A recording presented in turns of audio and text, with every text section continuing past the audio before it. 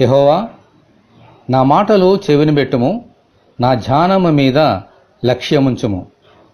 మన నోటి నుండి వచ్చు మాటలను పైన దేవుడు, క్రింద మనుషులు ఎప్పుడూ గమనిస్తూనే ఉంటారు.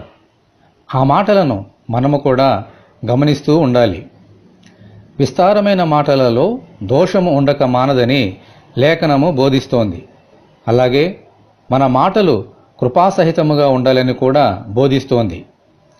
దేవునికి వ్యతిరేకమైన మాటలు, ఇతరులను బాధపరిచే మాటలు మన నోటి నుండి రాకుండా జాగ్రత్త పడాలి.